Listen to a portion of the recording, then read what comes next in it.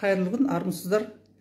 Кешел бүгін видеолардан көрген шығарсыздар. Біздің ресми мемлекеттік муфтият мына Палестинада болып жатқан соғыстарда Палестина халқын қолдап, дұғада болайық деп, бүкіл муфтияттың имамдары бас имам бастап дұға жасап жатыр.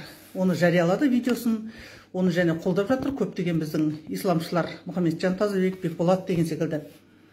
Енді өздеріңіз байқап қарасаңыздар, мына Қытайда өзіміздің қазақтар, бүкіл түркі халықтар, Қытайдағы мұсылманбыз деп саналатын түркілер, ұйғыр, өзбек, қырғыз бауырларымыз бар. Көп қиындық көрді. Сол кезде біздің ресми муфтият бір ауыз мәлімдеме жасаған жоқ. Өзінің қандас, қазақ емес, тіпті ұйғыр, өзбекті алсақ та түркі халықтар ғой, түркі халықтар әйтеуір бір туыстығы бар, тілдік болсын туыстығы бар. Соларға дұғада болайық деп бір ауыз мәлімдеме жасаған жоқ. Кеше мына Украинада Ресеймен соғыс болып жатыр. Бұл жерде біз бір украиндар менің бауырым деген мағынада емес. Әлемдік саясатта Қазақстанның мәңгі досы, не болмаса мәңгі жауы жоқ қой. Қазақстанның тек ұлттық мүддесі бар әлемдік саясатта. Украина егер жеңілсе, Қазақстан азаттығына айырылады. Украина жеңсе, Қазақстанға жарқын болашағы ашылады. Украиндарды біз секілді Совет өкіметінен үлкен қорлық көрген ел 40% Украин халқы геноцид ашаршылықта жойылып кеткен. 40%, біздің 70%-іміз жойылып кетті. Сол себепті Украинаның жеңісі, ол қазақтың жеңісі деп біледі әрбір зайырлы қазақ. Осы туралы бірде-бір мемлекеттік муфтият дұғада болайық деп, болмаса сол Украин халқын қолдаймыз деп мәлімдеме жасамады. Енді бұл жерде айтқанша, біздің көрші мемлекет, доспыз, сондықтан біз нейтралитетпіз деп. Нейтралитет болса, Израиль де бізге дос, өте жақсы қарым-қатынастағы мемлекет, өте көп инвестиция құйып жатқан мемлекет. Ауырып сырқасы имамдардан бастап Израильге барады. Ғылым, білім әлемдегі ең таяу шығыстағы, жалпы әлемдегі ең дамыған мықты мемлекет. Адамгершілік, ізгілік жағынан алдыда тұрған елдердің бірі. Кеше ғана сол мына Қытайдың қазақтарын, ұйғырларын бәрін кәпір мұсылмандар деп оңға хат жазған арабтар. 12 мемлекет. Оның ішінде Палестина бар ма, нақты білмеймін, жоқ па. Бірақ тарихында арабтар жалпы адамзатқа, түркілерге бір қолдау білдірмеген олар. Сол кеше мына Әзербайжан мен Армения соғысқан кезде Арменияға қару-жарақ жіберген сол палестиналықтар мен Иран қайта Израиль Әзербайжанға қару-жарақ жіберіп, сол Израильдің арқасында Әзербайжан жеңді Арменияны.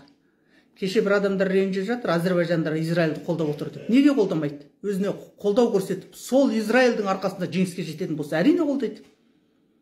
Ал сол Украина туралы да бір ауыз сөз айтқан жоқ. Жаңағы Қытайдағы өзіміздің қандас бауырлар туралы да бір ауыз мәлімдеме жасаған жоқ. Енді қайдағы бір палестиналық арабтарды кеше ғана Израильдің жеріне басып кіріп, әйелдерін тапа-тал түсте зорлап, оны видеоға сап, кішкентай қыздарды анау темір тордың ішіне салып қойып, секс-равыня деп видеоға сап отырған Палестинада дұғада болайық дейді. Жарайды, бұл жерде екі мемлекеттің қақтығысы, екеуі бір-бірімен туысқан халық. Біз ешқайсысын қолдамаймыз деп, нейтралитет боламыз десе, адамдікі дұрыс.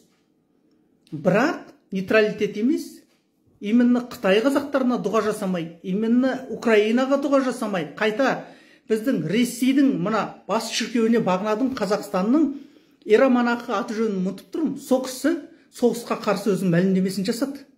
Соғысқа қарсы өзінің мәлімдемесін жасады. Ол кісі тіпті жұмыстан шығарып жіберді ғой деймін сол үшін. Ал біздің муфтият бір ауыз сөз айтқан жоқ. Қытай қазақтарына дұғада болайық деп бір ауыз мәлімдеме жасаған жоқ. Ал тарихында өзінің адамзатқа, түркілерге бірде-бір көмегін жасамаған, кеше ғана арқасынан пышақ ұрған, бүкіл арабтар Османияның арқасынан пышақ ұрған, сол арабтарға дұғада болайық деп тұр.